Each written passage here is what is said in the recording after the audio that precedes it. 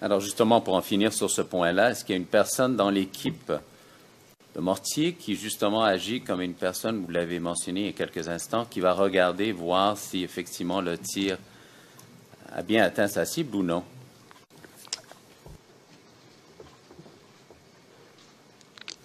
Un genre de guetteur ou quelqu'un qui regarde? Théoriquement, oui. C'est ce qui est demandé. C'est ce qui est conseillé et c'est ce qui est demandé.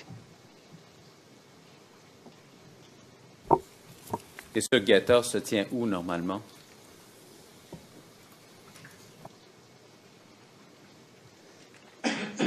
Ce guetteur se tient à une distance raisonnable par rapport à la cible. Hein. Mais c'est entre vous et la cible, mais à une distance raisonnable hein, où il peut mieux voir, soit avec ses deux yeux ou bien avec un autre appareil quelconque, pour mieux vous renseigner. D'après votre entraînement, connaissance, vous êtes en mesure de nous dire quelle est cette distance?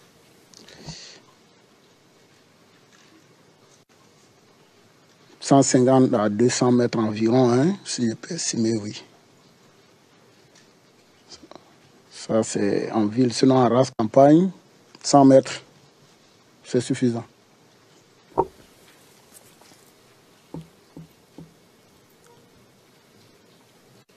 Alors, Monsieur le témoin, d'après vos connaissances et votre formation, est-ce qu'on a besoin d'une autorisation particulière pour utiliser le mortier?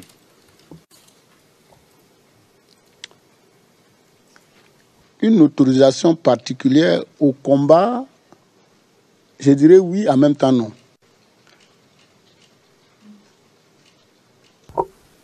Alors, commençons par, vous dites en oui et non, commençons dans quelles circonstances vous en avez besoin justement de cette autorisation. Et on va parler par la suite de quel genre d'autorisation il s'agit.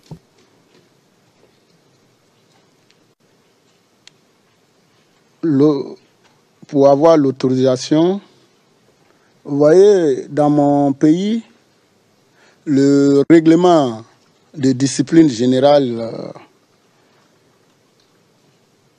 dit que les ordres sont exécutés littéralement, sans murmure ni hésitation. Mais lorsqu'elle engage la responsabilité pénale de l'exécutant, il peut discuter la manière dont il veut exécuter l'ordre. Le mortier de 120, lorsqu'on veut le tirer en pleine ville, en agglomération, pour détruire un site ou bien, que sais-je, oui, il faut demander à celui qui vous a donné l'ordre de tirer, même s'il le faut, séance tenante, avec son stylo et puis un bout de papier. Il écrit, je déclare vous avoir demandé, monsieur Tantan, ou bien soldat Tantan, vous avoir demandé de faire tant, et puis il signe, vous donne. Vous empochez, et puis maintenant, vous tirez. Pour que demain, comme c'est en ville, demain, si X ou Y se plaint que il a reçu tel ou tel impact de l'obus, qu'il porte plainte contre vous n'importe où, vous pourrez arriver présenter ce bout de papier ou bien cette demande. Mais quand c'est en race campagne, on n'a pas besoin d'autorisation de quoi que ce soit, non. De deux, même en pleine ville, si notre position est attaquée, ben, vous conviendrez avec moi qu'on n'attend pas. Hein. On tire. Même avec le mortier, on utilise ce qu'on a. Voilà.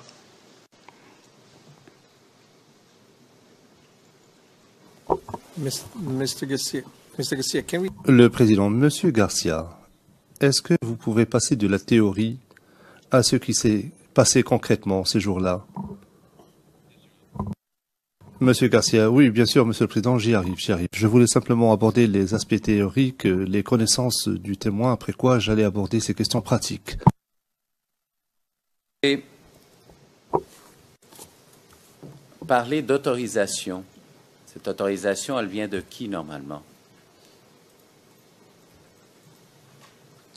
Cette autorisation, si je suis tireur, c'est mon chef de pièce qui me donne l'ordre de tirer. Avant de tirer, je vérifie qu'il a l'autorisation écrite. Si c'est en race campagne, et je dis en race campagne, en pleine ville. En tant que tireur, je demande au chef de pièce s'il a l'autorisation écrite. Mais en tant que chef de pièce, je me réfère au chef de peloton, est-ce qu'il a l'ordre écrit? Parce que verbalement, c'est votre bouche contre la mienne, c'est compliqué. Voilà. Et cette autorisation, elle vient de qui? Celle qui est donnée au chef de peloton? Normalement, elle vient du commandement de l'unité ou bien du commandement sur place sur le terrain. Voilà. On peut être amené à faire des manœuvres conjointes avec d'autres unités où il y a un chef. Normalement, lui, il donne les ordres, on exécute. Quand on est seul, l'ordre peut venir depuis la base, exécute. Et savez-vous qui donne l'ordre à la base, ou chef ou commandant d'unité? Mais il n'y a qu'un seul chef. On est militaire, c'est le commandant d'unité. Il n'y a qu'un seul chef. Vous avez mentionné à plusieurs reprises que c'était des mortiers russes. Comment est-ce que vous savez comment est-ce que vous avez cette information, connaissance de leur provenance russe? Oui, pendant mes stages et mes formations, j'ai été instruit par des instructeurs russes sur ces armes. Et puis, tous les manuels étaient en russe. Donc, même le matériel, les obus, le reste, les clés, tout le matériel sur lesquels c'était les écritures russes.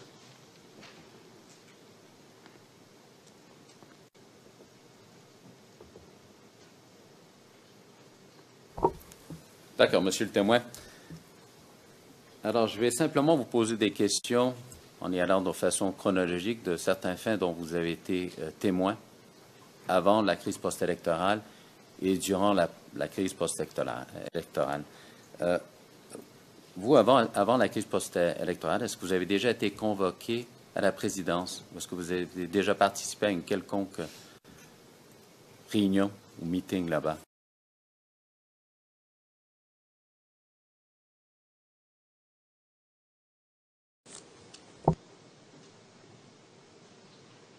Meeting, non. Je ne dirais pas c'est un meeting.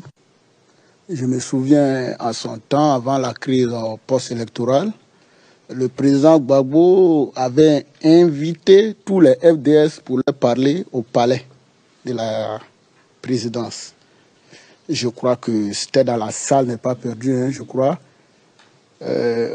J'étais désigné dans la délégation de mon unité. Ce jour-là, il est venu, il a parlé à toutes les forces de défense et de sécurité.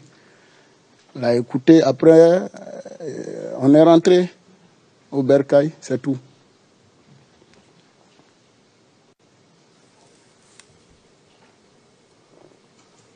Et vous étiez là à quel titre? Est-ce qu'on vous avait invité? Toutes les FDS étaient invités. Et mon unité m'avait désigné pour être dans la délégation. C'est pourquoi j'étais présent. Vous rappelez-vous des autres personnes qui étaient là, présentes? Plus. Ça fait de bonnes années. Il ne me rappelle plus. Est-ce que vous rappelez ce qui a été dit? La seule chose que je me rappelle, je crois qu'on était au nombre de 5. Hein. Sinon, ce qui a été dit, non. Je ne me rappelle plus. Je ne me rappelle plus. Peut-être que... Non. Alors, monsieur le témoin, permettez-moi de vous rafraîchir la mémoire sur cette question. Et je fais référence au IRN CIV OTP 0039 0143. D'ailleurs, c'est le même document auquel j'ai fait référence antérieurement pour une autre question, un autre paragraphe. Et c'est le paragraphe 37 qui se trouve à la page 0152, la page 10 de la déclaration. Vous avez dit aux enquêteurs, Monsieur le témoin, un jour, quelques mois avant la campagne, le président Gbagbo a convoqué toutes les forces. And I quote, Et je cite pour le compte-rendu. Dites bien quand vous citez, s'il vous plaît. Enquêteurs, Monsieur le témoin, et je vais citer ce que les enquêteurs ont pris en note. Paragraphe 37. Un jour, quelques mois avant what you said, the prosecutor. Le procureur cite vos propos. C'est exactement ce que vous avez dit aux enquêteurs. Il vous cite mot à mot. Vous avez dit aux enquêteurs. D'accord? C'est durant votre entrevue le 15 ou 23 janvier 2013. Alors, je vais vous lire le paragraphe 37 de cette déclaration, de ce que vous avez dit. Alors, et je cite, un jour, quelques mois avant la campagne, le président Gbagbo a convoqué toutes les forces armées à la présidence. Moi, j'étais aussi présent. Et pendant cette réunion officielle, il a lâché l'expression « Vous les chefs, si je tombe, vous tombez aussi ». Tous les généraux étaient présents. Il y avait le chef d'état-major Mangou, le commandant de la gendarmerie Kassaraté, le directeur général de la police nationale, général Brindou, le général Dogboblé, qui était le commandant de Palais, le général Deto Leto, commandant des forces terrestres, le général de la marine Faucigno et le commandant des forces aériennes dont le nom ne me vient pas à l'esprit maintenant. Ils étaient tous là avec ses collaborateurs. Chaque corps avait aussi désigné des représentants pour participer à cette réunion et moi j'étais parmi les désignés pour le bazar. Alors, maintenant que je vous ai lu cet extrait du paragraphe 37, est-ce que ça vous permet de bien réfléchir à la question que je vous ai posée? Oui, il me rappelle maintenant. Il me rappelle. Alors, l'extrait que je viens juste de lire, l'information est correcte? C'est vrai? Si. Mais, monsieur le témoin, vous avez dit quand même qu'il y a quelques jours, vous avez relu votre déclaration. Vous l'avez dit, n'est-ce pas? C'est le juge. But you read also this part. Et vous avez lu ce passage, n'est-ce pas?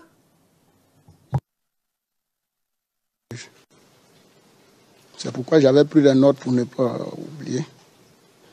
Sinon, j'ai tout relu. OK. OK. Monsieur Garcia, reprenez, s'il vous plaît.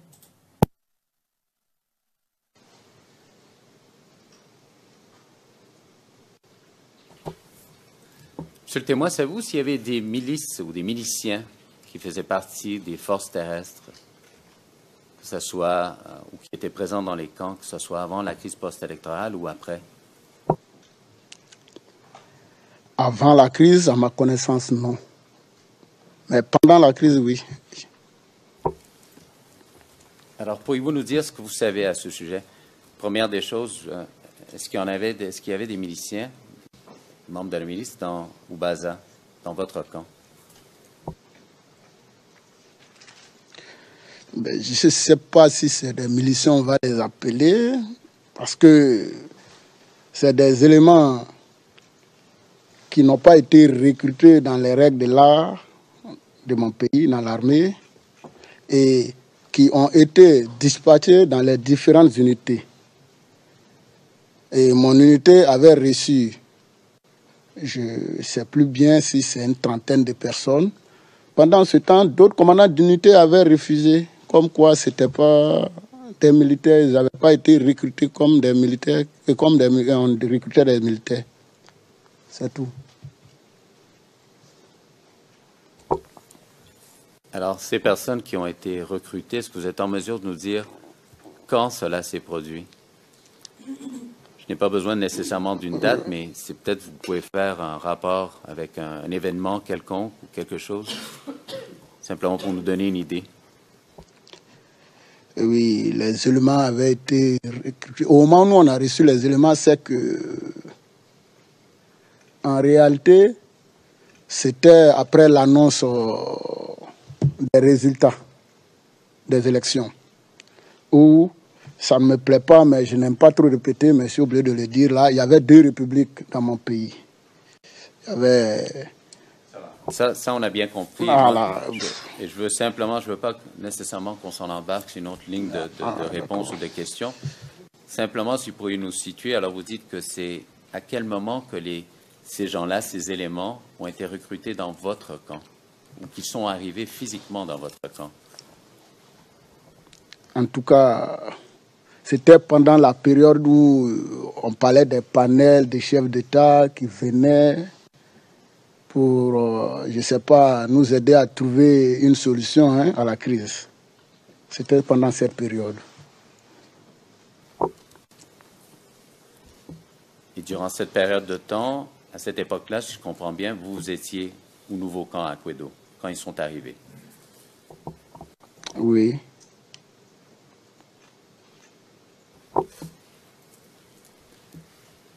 Et leur arrivée au nouveau camp à Kwedo, est-ce que leur entraînement ou leur formation, s'il y en a une, était régulière ou irrégulière?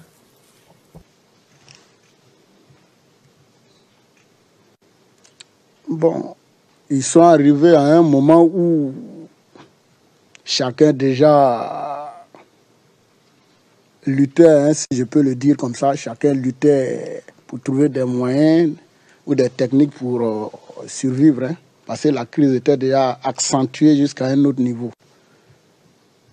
Donc, pour parler de formation, je ne peux pas dire qu'il y avait une formation comme ça, non. Parce qu'ils sont arrivés au même moment, on les mettait dans les services. Et puis voilà, c'est sur le terrain, on leur apprenait un peu le b.a.-ba. Voilà. Alors, normalement, lorsqu'une personne est recrutée et qu'elle est affectée à une unité, que ce soit le BASA ou une autre, comment est-ce que ça se passe normalement?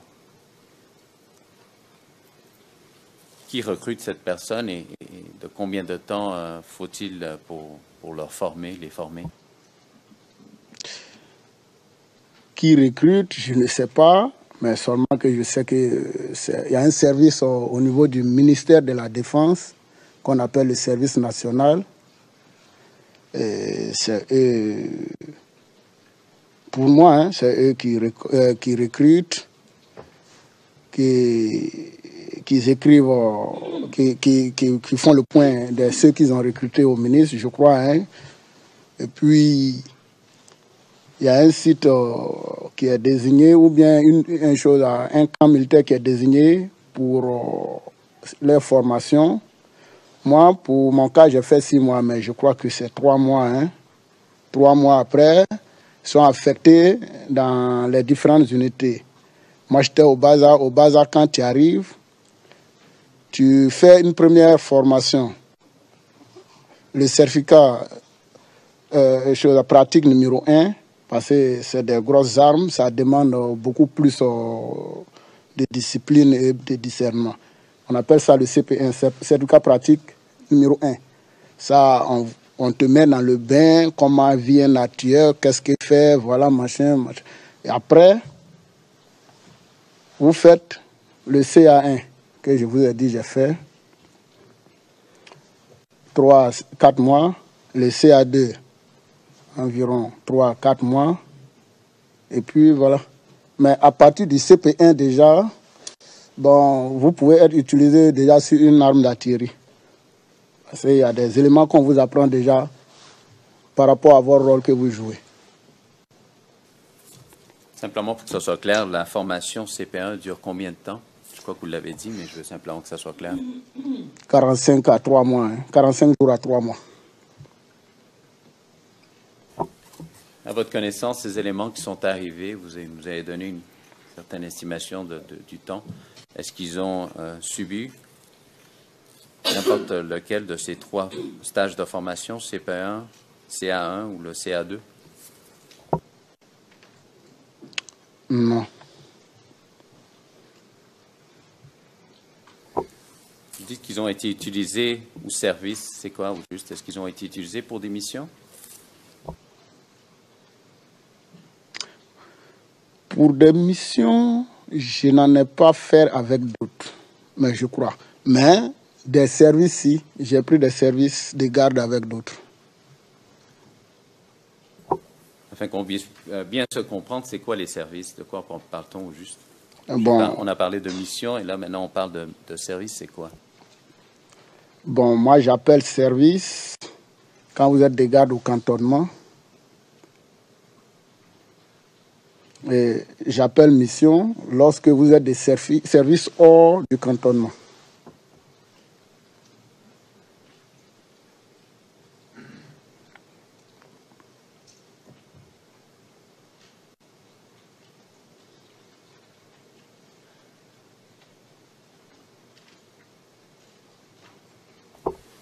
Vous avez parlé de ces éléments-là. Est-ce que vous êtes en mesure de nous dire s'ils provenaient de groupes en particulier? Groupe en particulier, je ne comprends pas bien. Permettez-moi, qu'est-ce que vous entendez par groupe?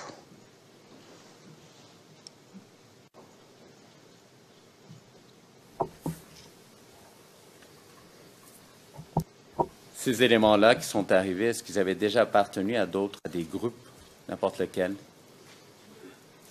Honnêtement, je ne sais pas. Je ne sais pas.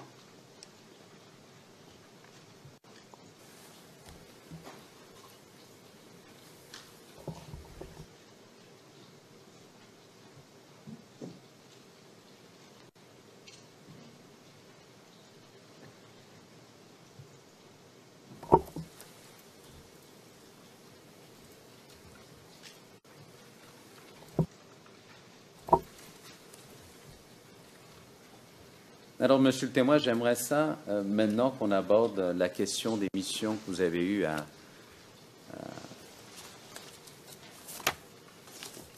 subir. Est-ce que vous avez fait des missions pendant que vous étiez situé au nouveau camp Akwedo? Oui.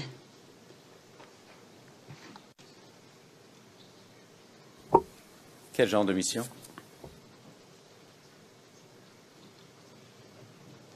Des missions de sécurité, des missions de défense. Voilà. Et dans le cadre de ces missions de sécurité et de défense, est-ce que vous avez eu à aller à certains endroits en particulier, hors du camp nouveau camp Akwedo? Bien sûr.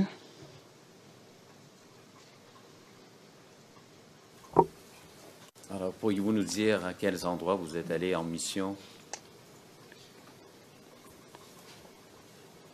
Et là, je parle évidemment durant la crise post-électorale. Oui, j'ai été en mission au camp commando d'Abobo, à la maison d'arrêt de correction d'Abidjan,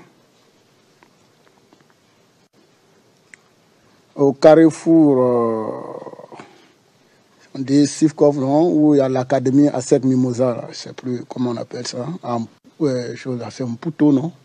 Oui. Comme en carrefour Marie-Thérèse aussi.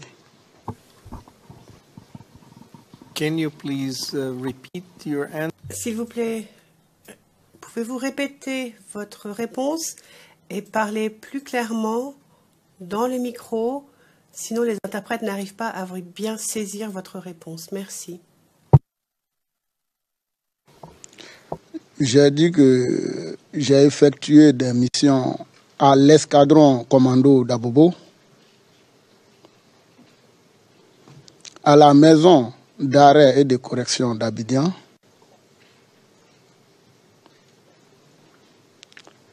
au carrefour Mputo, qui est à Cocody, vers l'hôtel du Golfe, au carrefour Marie-Thérèse, qui est aussi sur la voie du Golfe, l'hôtel du Golfe toujours. Voilà.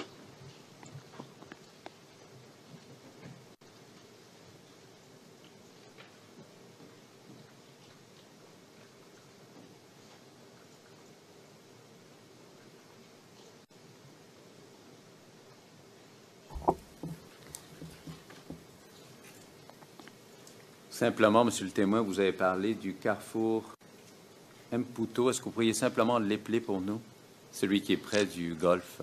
Mputo, bon, M apostrophe P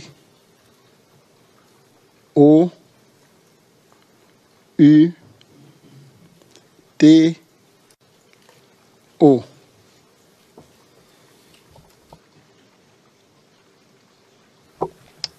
Alors, dans un premier temps, Monsieur le témoin, je vais m'intéresser à vos missions au carrefour Mputo et le carrefour Marie-Thérèse. Si je comprends bien, les deux endroits sont près de l'hôtel du Golfe. C'est exact? Oui. Alors, brièvement, en quoi consistaient vos missions à ces endroits?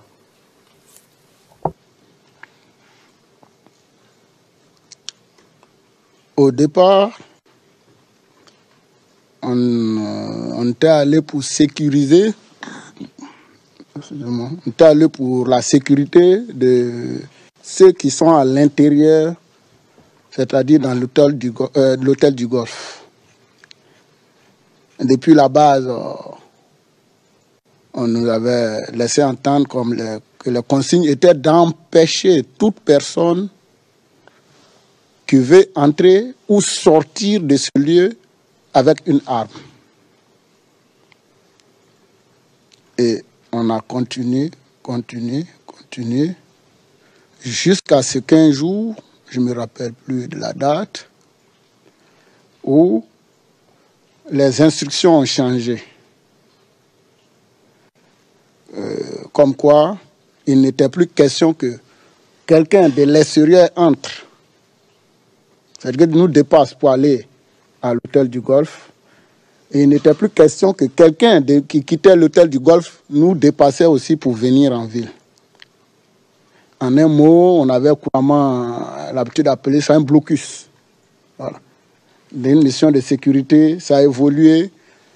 Et voilà, on ne passe plus pour aller, on ne passe plus non plus pour sortir. Voilà. Alors, vous nous avez parlé que dans un premier temps, c'est une mission de sécurité. Qui avait ordonné cette mission de sécurité? Vos ordres provenaient de qui? Eh bien, les ordres sont venus de mon unité. Les ordres étaient venus de mon unité. De qui? Mais je vous ai dit qu'on est militaire. Un ordre qui vient de l'unité, c'est le chef de l'unité. Je vous ai déjà mentionné son nom. Alors, c'est le colonel Dadi. C'est bien ça? Oui, c'est lui qui était mon commandant d'unité. Je comprends que c'est clair pour vous, Monsieur le témoin, mais je vous pose la question simplement pour que ce soit clair dans le dossier. D'accord? Alors, et cette mission de sécurité, vous étiez combien y aller sur les lieux?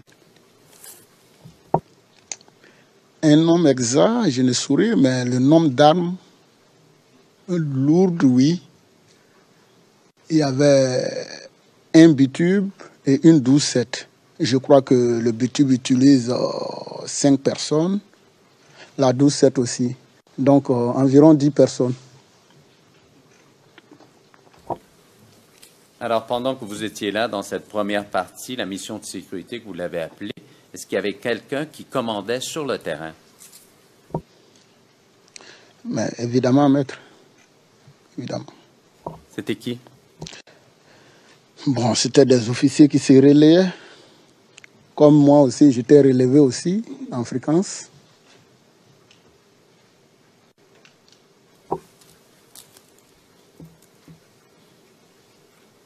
Alors, je comprends qu'il y avait des membres de votre unité de la BASA qui étaient là. Est-ce qu'il y avait des membres d'autres unités qui se trouvaient sur les lieux? Oui, au début, oui. Au début, oui. Lesquels? Si j'ai une bonne mémoire, le bataillon blindé et le commando parachutiste, je crois. Oui.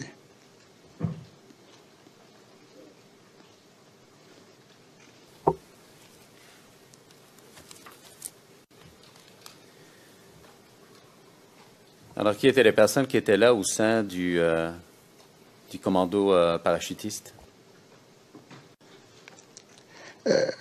C'était la même chose comme chez nous. Hein. Ils venaient avec des officiers qui les commandaient et des éléments comme nous. Donc, je ne saurais pas vous dire exactement c'était qui. Mais c'était la même configuration. Seulement que les armes étaient différentes. Sinon, voilà.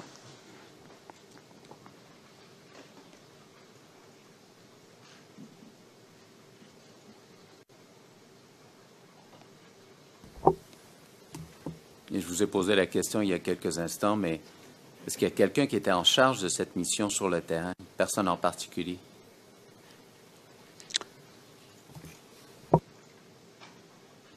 Au départ, non.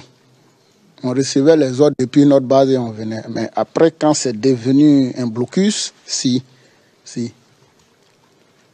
C'était qui? Il y avait, je ne sais plus quel grade ils ont, sinon c'était 2 capitaines. Il y avait Adsen Ake et puis Zadi, c'est son prénom qui m'échappe là. Zadi, je ne sais plus, voilà. Mais c'était les 2 du BCP.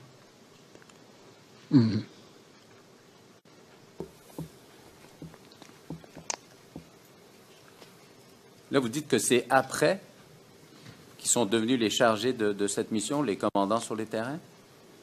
Les 2 capitaines, Adsen Ake et Zadi du BCP? Oui, puisque je vous ai dit qu'au départ, c'était une mission de sécurité. Donc, on venait des différentes unités. Chaque unité, les éléments de chaque unité venaient avec ses instructions et on prenait le service. Après, quand la mission a changé, évidemment, il fallait réorganiser les choses. C'est là qu'on a eu les 2 chefs.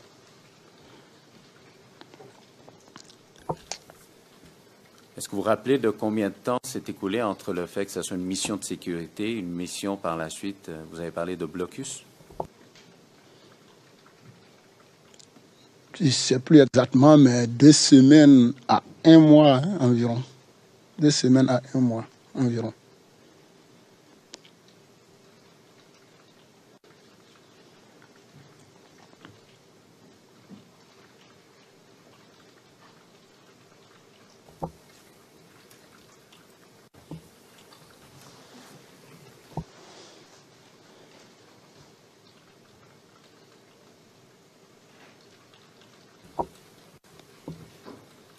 Et vous, monsieur le témoin, est-ce que vous avez su de qui prenaient leurs ordres, ces capitaines, Adsen Ake et Zadi, du BCP?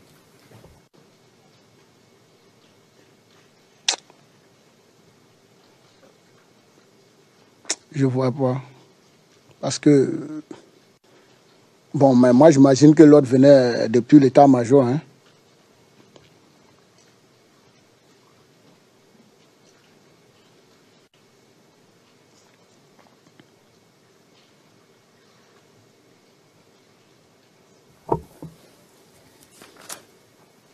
Vous avez également parlé de mission à la Maca.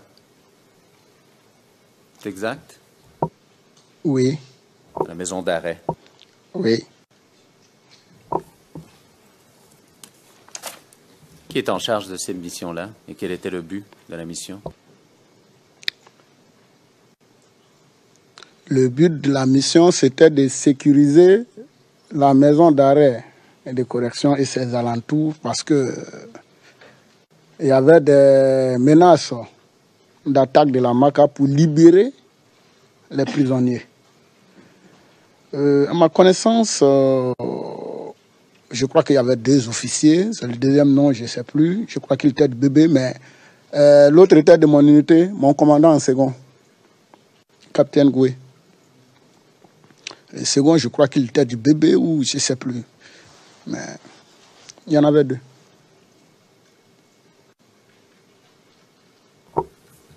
Et vous nous avez également parlé des missions à Abobo. C'est exact? Oui, maître. Alors, c'est la mission, vous alliez où à Abobo? J'ai dit à l'escadron commando.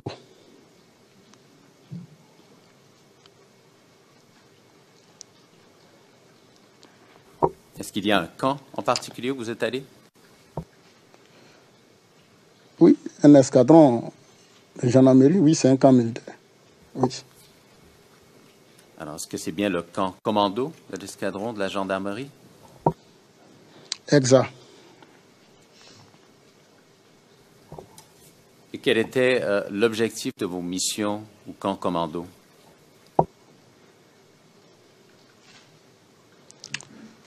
Assurer et faire des patrouilles pour assurer la sécurité de la population. C'était ça l'objectif.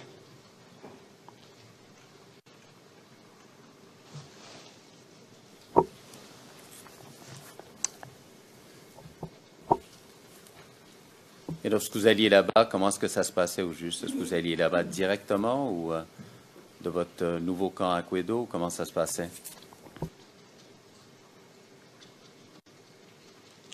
Au départ de l'unité, on partait tout droit au camp commando. D'ailleurs, c'est ce que les autres unités, parce que ce n'était pas mon unité seule qui prenait service là-bas, qui assurait cette mission. Au départ, chacun quittait dans son coin pour rejoindre. Arrivé à un moment,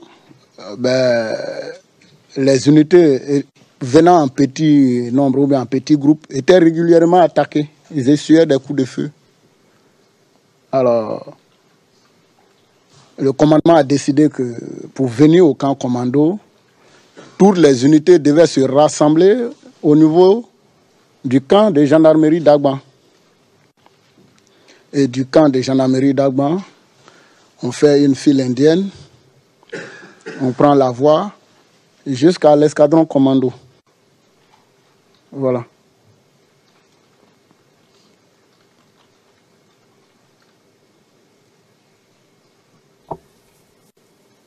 Et lorsque vous rendiez au camp commando, vous restiez là pendant combien de temps avant d'être relevé?